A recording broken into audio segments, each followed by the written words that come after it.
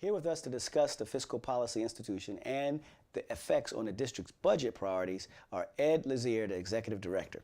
Ed, welcome to the show. Thanks for having me on, Kwame. It's really nice to see you. No, it's always good to see you too. Welcome to the Always Real Talk set. You know how we do it here. We kind of just talk about what's real and what's going on. And as you know, it's budget time. Yeah. And you guys do a phenomenal work in terms of just making sure that the real priorities, and I'll say real for those everyday working people, they consider them real priorities that make their lives better. Why don't you tell us a little bit about the Fiscal Policy Institute and the work that you've been doing and how long you guys been around? Yep. Well, so I was really honored 20 years ago almost to be the initial executive director of the DC Fiscal Policy Institute. It wasn't my idea, but I was allowed to be its leader from the beginning, from day one. And really, our mission is to recognize that budgets have a huge impact on all of our lives and whether we have a good quality of life in DC, but also really whether we're going to be able to tackle the biggest challenges and the biggest economic and racial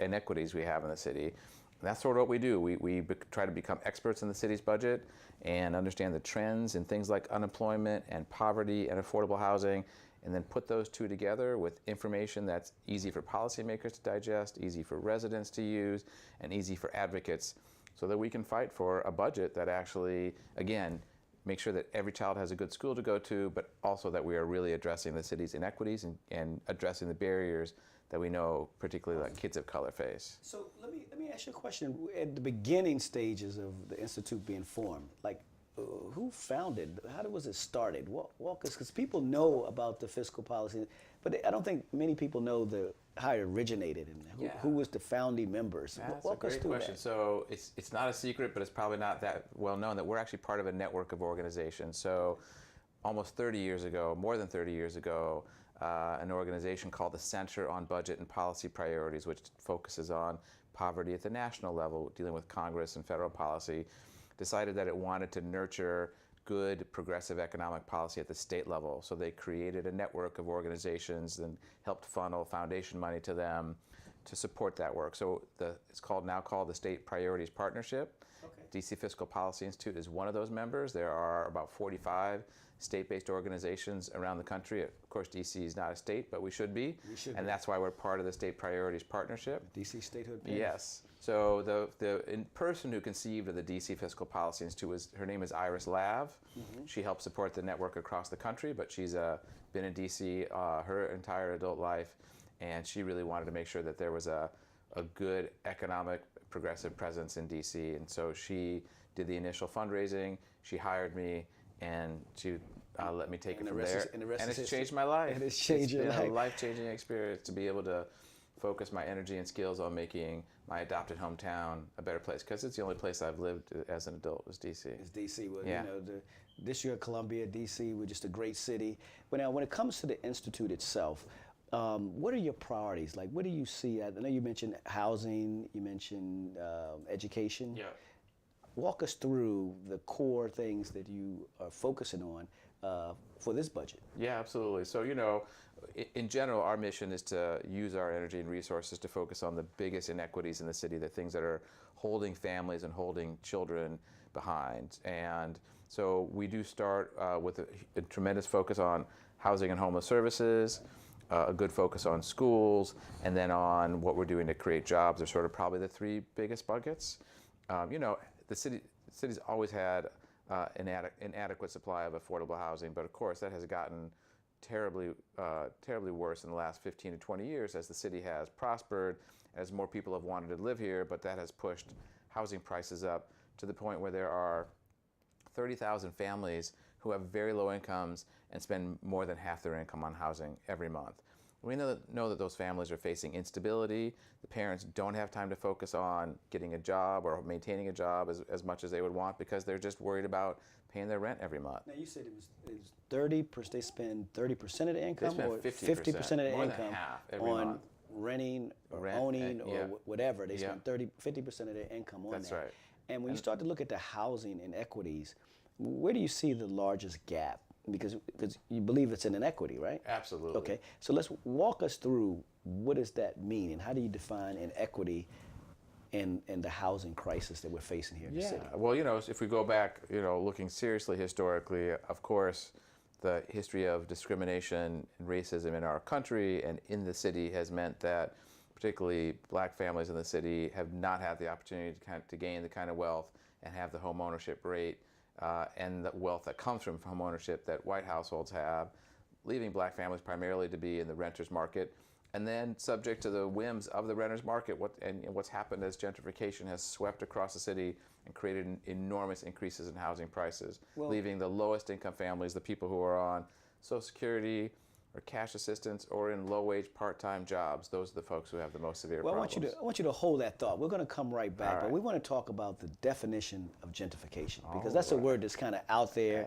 People use it, but people have different meanings for their own definition. Let's talk about that when we come back, and we'll be right back at Always Real Talk.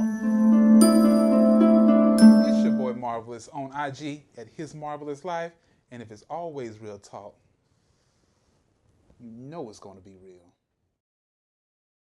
Welcome back to Always Real Talk. We're here with the Executive Director of the DC Fiscal Policy Institute, Ed Lazere. Ed, once again, we were talking about gentrification and the word gentrification. And that means so much to so many people in the city. If you're in one part of the city, it can mean one thing. If you're in this part of the city, it can mean something else.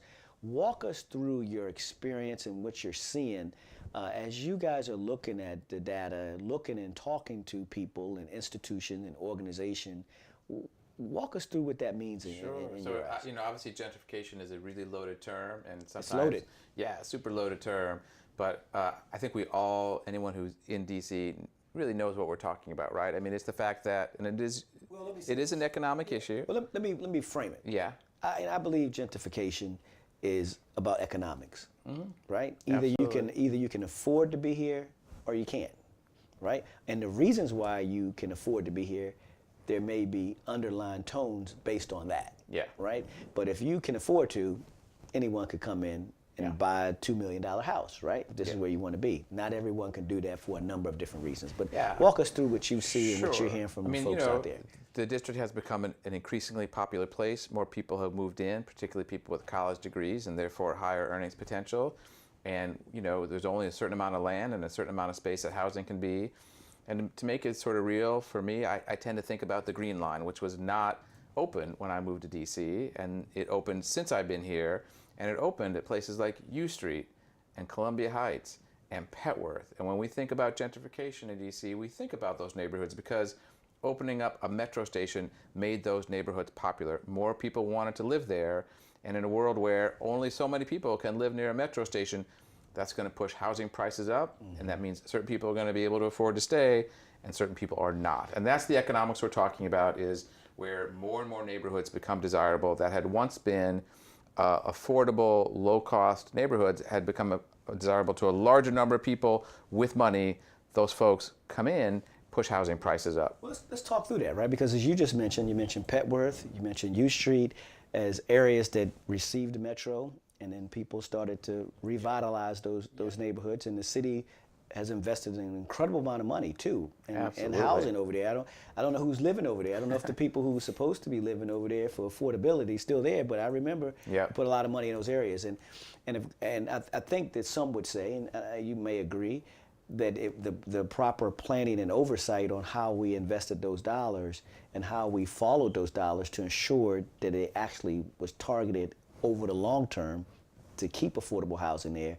I'm not sure if that is really as strong as we see it today, right? So you've hit on the key issue. So given that, walk with me. So given that, now we know that Congress Heights, now we know the Anacostia Metro, now we know Deanwood. We know that's where all the development's being pushed east of the river.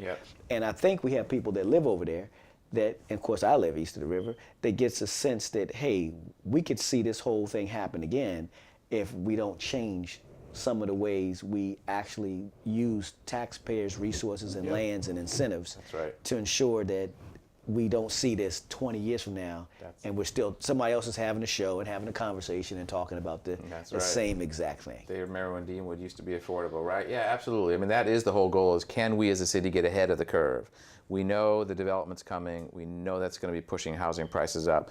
Can we step in, to help people buy their homes, to help people buy their apartment buildings, to have the city buy land that it can then use for permanently affordable housing, so that as the neighborhood changes, there may be new folks coming in, there may be new money coming in, but there's also those long-term residents who have a base of affordable housing that they can call their own, and they can call that community their own, and they know they have security to stay there for a long time. If we had done a better job at U Street and Columbia Heights and Petworth of anticipating what was coming, we'd have a more mixed income, a more diverse community now. But you know, when you mention anticipating, we all anticipated when Columbia Heights was built in Target, and we were going to build condos around there, and we anticipated because there were tax incentives, as you well know. You pay close attention to those that were needed, right? And with those tax incentives, which I support because it was going to change and develop the area that was underdeveloped, right? So anyone living there wants to have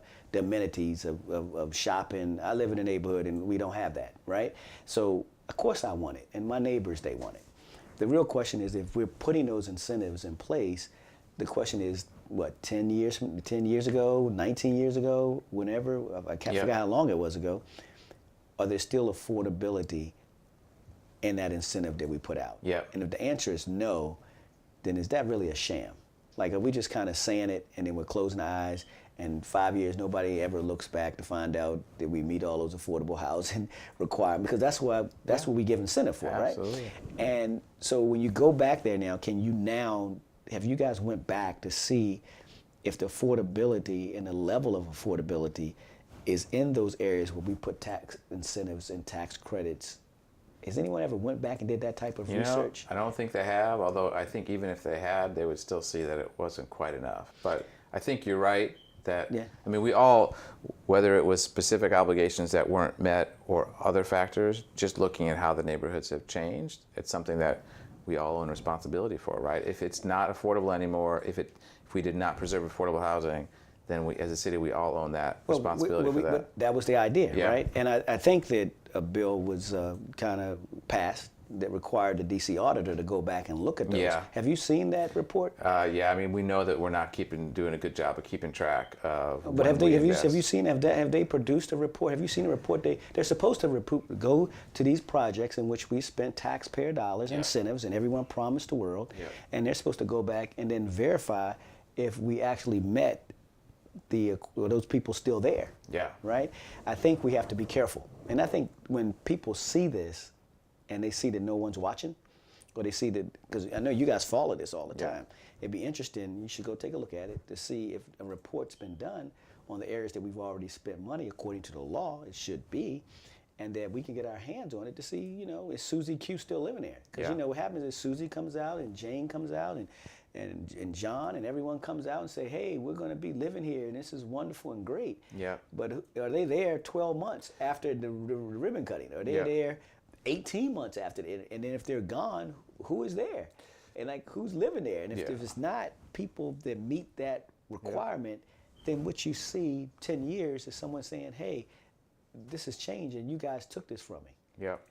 You know, we definitely should see what the auditor's done, and I know they've done some good work, but we actually don't even have to go that far. We can just look at the city's housing trust fund, our main tool to finance building of affordable housing. And under that trust fund, the law says 40% of the housing that's built under the trust fund has to be for our lowest income families. Again, talking about a law that's been set, but we also know that in 4 of the last 5 years, the percentage has been well below that. We haven't even met our own target as set in law. Like, we're not holding ourselves accountable. Even today, even this year, the trust fund's unlikely to meet its target to serve the folks who need the most help. So it's definitely an issue of we pass the laws and then we don't even follow, including checking it to make sure that folks who got the affordable housing were able to stay there. That's what I hear. That's what I hear. I believe it. You know, I hear it here. Of course, we're here on a historic 8th Street, and we hear it all the time. People are concerned that it's not about people coming to Congress Heights. It's not about people coming to Deanwood. It's about, if we're going to give you our land and we're going to give you all these incentives and you're going to promise that these things are going to be affordable. Then 5 years, are they still, 1, affordable, and 2, are some of the people still there? right? Because no one leaves a place in which is a brand new facility next to a metro, and all of a sudden they decide, I just don't want to live here anymore. This is a bad place for me. So it just we'll do that, but we're gonna take a break and we'll come back. And when we come back, we'll talk about the 2019 city budget. I know that you have a lot of ideas. The mayor who's doing a phenomenal job, has laid out, I guess, this citywide budget forms that we should be taking a budget to the residents, and we love to hear from you. We know that you always have an A, B, C, D list. So we'll come back with Ed's A, B, C, D list in just a minute. It's always real talk.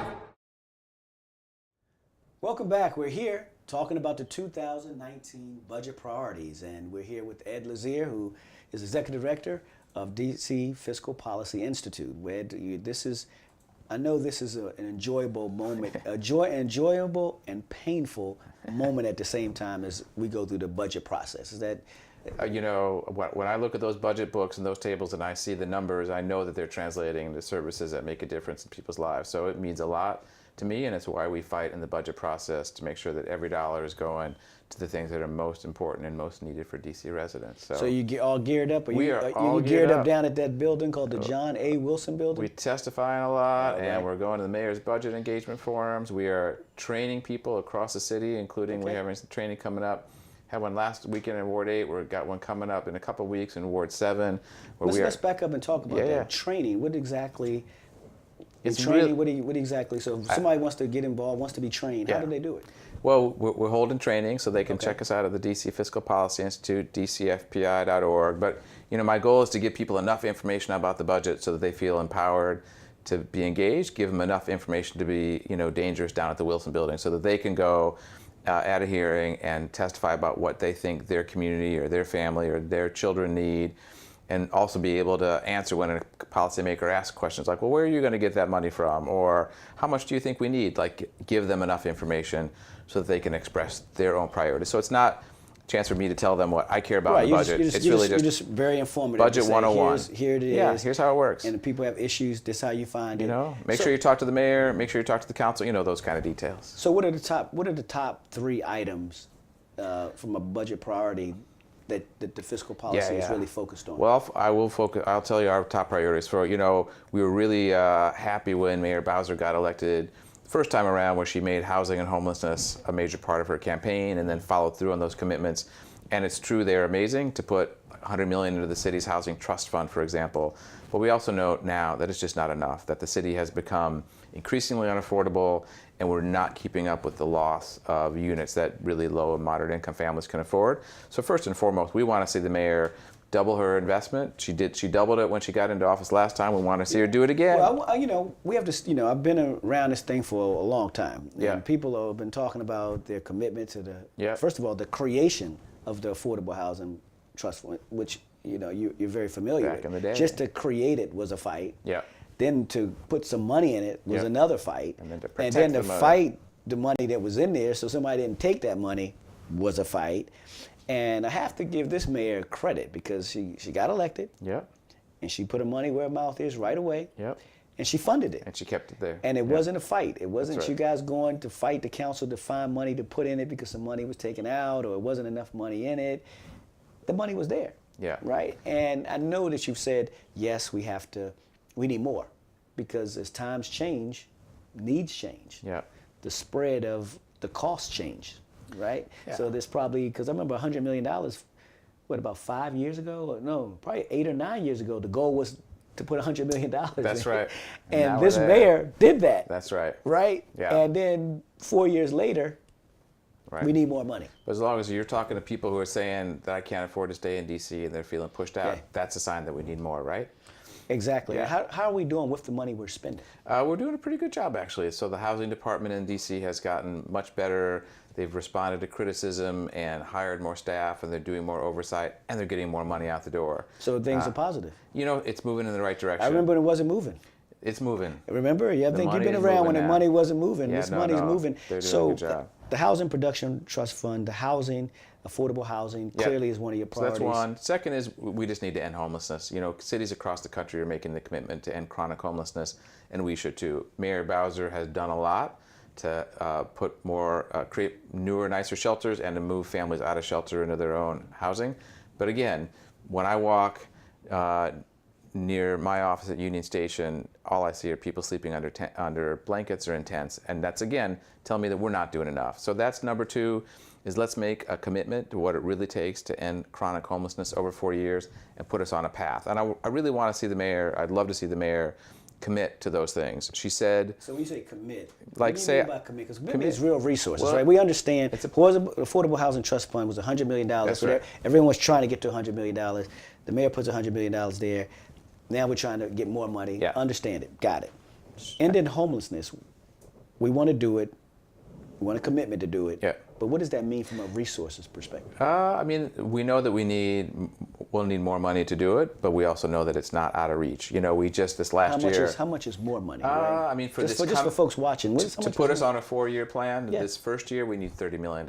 In the scheme of an $8 billion budget, that's hopefully pretty reasonable, right? And how would that $30 million, because I know you, just give me the A's and B's of that $30 million. Most of that money is going to go to helping folks who've been on the street for the longest amount of time, who are in the worst health, and just putting them in their own apartment with case management services, which we know from our own experience and experience across the country, helps people stabilize their lives. It actually saves money because they're not relying on emergency services, they're not calling ambulances or having crises that send them to the emergency room the way they were before. So it's actually fiscally responsible as well as humanely responsible as well to help people put in their housing. Okay, so we got housing, Yep. we got homelessness, and what's the third? You know, you're not going to be surprised. We need to focus on our schools, right? Okay. So I was honored to serve on a working group that the mayor put together this last year to look at the school funding formula, and we highlighted 3 really important things.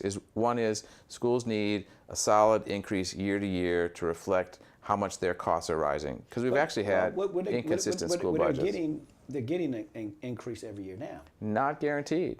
It's been really up and down over the last 10 years. For the last 5 to 6 years, it's been an increase every year. We only caught up in the last 2 years. Before 2 years ago, our school funding had actually fallen relative to inflation for the decade before that.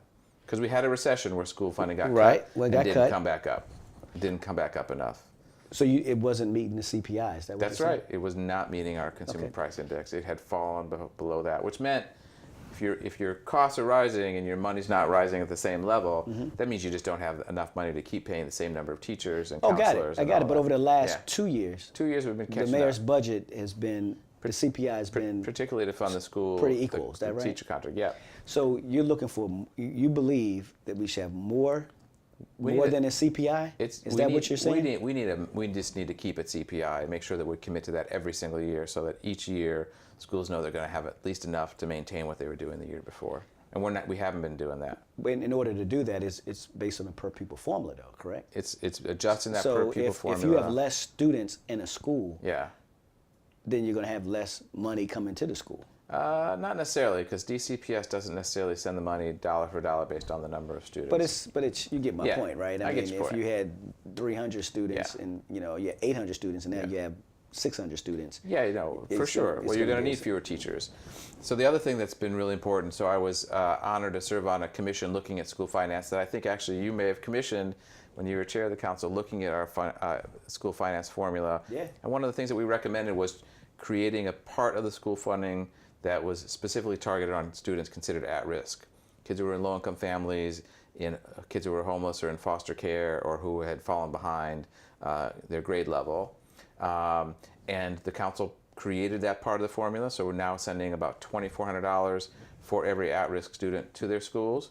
There's 2 problems. One is the study that looked at creating at-risk funding said we need $4,000 per student to really provide the smaller class sizes, the extra counselors, the after-school programming. But that was the initial report said 4,000 was the number we need. But it was 0 at first, right? That's right. Okay, so we went from 0 to 2,400. We have made progress. And this is over the last, 3 to 4 years? It's been 5 years, yeah. 5 years? Yeah. So, 5 years ago, it was 0. Yeah. Today it's 2,400. And now you're just saying, hey, we're seeing that we never got to the 4,000.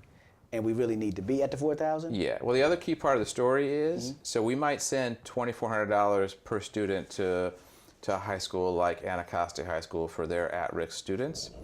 But what's happened in the school funding formula is that we've told Anacostia, oh, you have to use your at-risk funding for your librarian, while Wilson High School gets a librarian and they don't have to use their at-risk money for that. So we're actually not even really giving the schools this additional money. We're giving them the money, but telling them they have to spend it on their basic staffing positions, not the kind of supplemental things that would make a difference. In And you know, I know that with my son at Wilson and my daughter just graduated, I got it. Well, look, we'd love to have you on. You know, hopefully we'll get you back soon, and we'll talk about, you know, after the budget is submitted. Yeah. And we look forward to having you back. Okay. That sounds good. All right, great. All right. Well, coming up, we'll be talking to celebrity chef Brian Hill.